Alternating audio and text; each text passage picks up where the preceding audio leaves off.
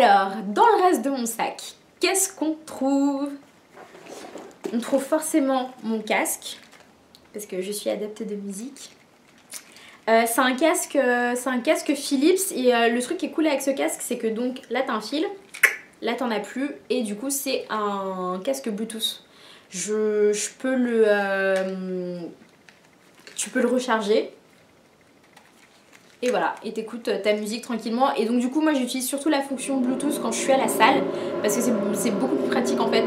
T'as pas le fil qui te gêne pendant que t'es en train de faire de l'elliptique ou pendant que t'es en train de courir. Tu dois poser ton truc là et t'as le fil mais tu peux pas trop t'éloigner parce que sinon... Non, c'est chiant. Du coup, Bluetooth. Un paquet de mouchoirs parce que finalement maintenant, vu qu'on me demande tout le temps des mouchoirs, j'ai fini par en avoir un. On sait jamais, on connaît jamais les circonstances de la vie. Non mais surtout j'ai peur de me retrouver, de devoir aller dans des toilettes publiques et qu'en fait il n'y ait pas de papier toilette.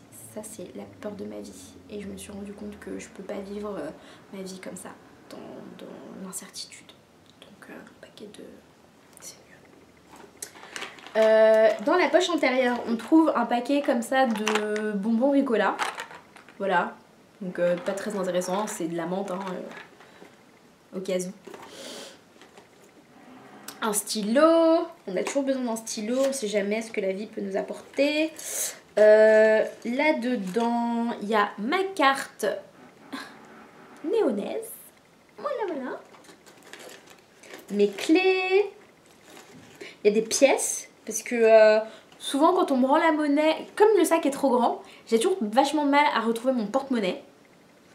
Mais faut faire attention, parce que mon portefeuille et mon porte-monnaie sont deux endroits différents, totalement. Donc du coup, quelquefois, je donne un billet et en fait, on va me rendre des pièces et je ne retrouve pas mon porte-monnaie. Donc du coup, je mets les pièces dans la poche intérieure de mon sac. Au moins, je sais où elles sont, je peux les retrouver facilement. Et si jamais je retrouve mon porte-monnaie, je peux les mettre dedans. Mais en vrai, j'oublie qu'elles sont là et je les retrouve tout le temps quand je m'y attends pas. Mon cadenas pour néonesse, parce qu'on sait jamais quand est-ce que je peux y aller. Au moins, je sais où est le cadenas. Du coup, la clé aussi est quelque part par là. Inch'Allah. Ah, elle est là. Mes clés. Avec un petit bonhomme. Il ressemble à Petit Biscuit. Vous savez, dans Shrek. Et pareil, comme Petit Biscuit, il lui manque une jambe. Désolée. Un chargeur pour mon iPhone. Donc c'est un chargeur Emma. Pareil, ça coûte 5 €. Ils sont hyper longs en fait. Je crois qu'ils font 2 mètres. Donc c'est génial, c'est vachement pratique. T'as pas genre ton petit cordon qui est comme ça et tu dois mettre ton téléphone comme ça. Non, t'as un vrai chargeur long et il y a du caoutchouc en fait autour du fil. Donc du coup ben ça se casse pas parce que les chargeurs d'iPhone, enfin il faudrait que carrément que j'ai une demi-heure en plus en fait pour vous parler des chargeurs d'iPhone. Mais c'est même pas la peine parce qu'en vrai vous connaissez tous la vérité au sujet des chargeurs d'iPhone. Apple, tu sais ce que tu fais. J'ai un bouquin, j'ai Délivrance de Toni Morrison. Donc Toni Morrison c'est une auteure noire américaine qui est juste géniale. Là, elle a eu un prix Nobel, elle est géniale, c'est la vie quoi. Donc vous pouvez essayer celui-là, Délivrance. J'ai commencé à le lire, je suis pas encore au bout, mais déjà c'est vachement intéressant. Ça parle de blackness en fait, de comment vivre le fait, comment une femme vit le fait qu'elle soit noire et comment ça influence sa relation aux hommes. On a toutes connu ce problème-là. Et ouais, ça coûte pas très cher, c'est la collection 10-18 et il est pas, vous voyez, il est pas très gros quoi, c'est pas le truc.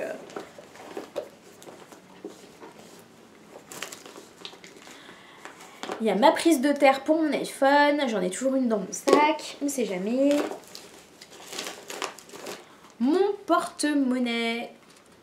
Non, n'importe quoi, ça c'est mon portefeuille. Donc mon portefeuille, dedans il y a toutes mes cartes de fidélité partout, ma pilule et c'est un porte-monnaie, un portefeuille, oh mon dieu, c'est un portefeuille que mon papa m'a offert quand j'étais ado, je sais plus en quel âge j'étais, je sais plus quel âge j'étais, je crois que j'étais au collège. Donc voilà, je le garde, j'attends qu'il se décompose totalement, mais vous voyez il tient plutôt bien la route. Hein. Donc je l'aime d'amour. mes lunettes. Parce que vous ne saviez pas, mais je porte des lunettes. Ma crème pour les... Non. Alors, c'est pas ma crème pour les mains. C'est mon gel hydroalcoolique pour les mains. Donc ça c'est la marque Merci Handy qu'on trouve partout dans les Monoprix. Et c'est Black Vanilla, donc vanille noire. Ils sont super bons, ils sentent pas du tout l'alcool en fait. C'est ça qui est génial, ils sentent pas du tout l'alcool. Et il y a des petites billes à l'intérieur et ça sent super bon.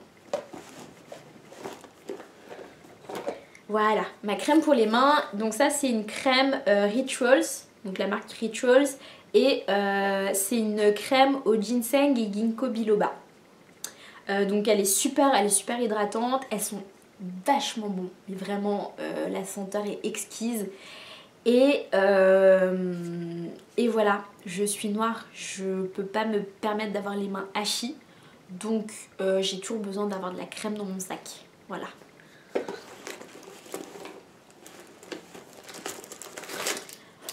Du Nurofen, parce qu'on sait jamais quand est-ce qu'elles vont arriver. Enfin si, généralement on sait, mais voilà, il faut toujours être prêt. Et on n'est jamais à l'abri d'un mal de tête, d'une fièvre, de n'importe quoi. Donc dans le doute, j'en ai toujours 2 ou 3 dans mon sac, juste au cas où.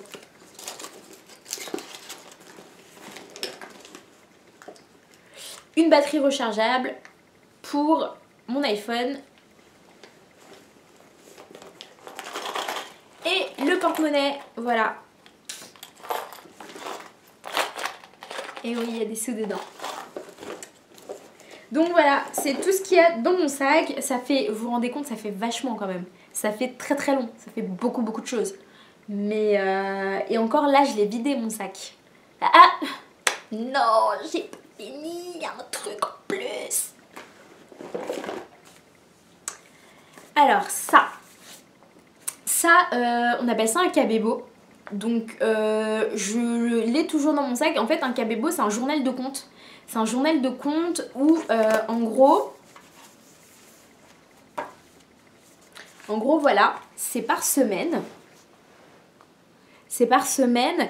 Et en gros on écrit les petites dépenses qu'on fait. Donc là il y a une partie agenda où on écrit un peu ces trucs, ces rendez-vous, ces bidules.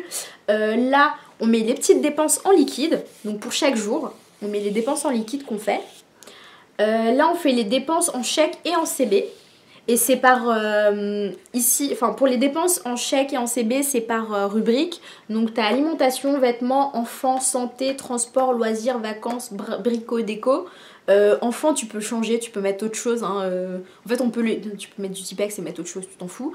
Et à la fin du coup tu reportes le total. Et à la fin de chaque mois, et elle est où la fin du mois?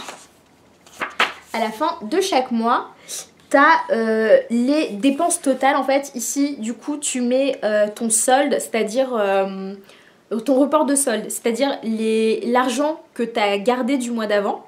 Si t'as réussi à garder de l'argent. C'est très optimiste hein, comme truc. Après tu mets tes revenus, donc ton salaire. Et après tu mets ton épargne, donc l'argent que tu vas garder pour le mois d'après. Si tu réussis encore une fois à garder de l'argent pour le mois d'après. Et voilà, donc tu mets ton loyer, logement, tu mets ton loyer, emprunt si jamais, je sais pas, tu rembourses un emprunt, t'as acheté une maison, je sais pas quoi. Tes impôts. Les assurances, donc assurance habitation, voiture, assurance civile, enfin n'importe quoi. Tes factures, tes charges en fait, eau, gaz, électricité, téléphone, internet et ça c'est tous les autres trucs. Et du coup tu mets tous les totaux. Tu mets tous les totaux et tu fais le compte en fait. Et donc du coup ça permet de garder une visibilité sur ce que tu dépenses. Et le problème c'est que moi je suis une grosse dépensière.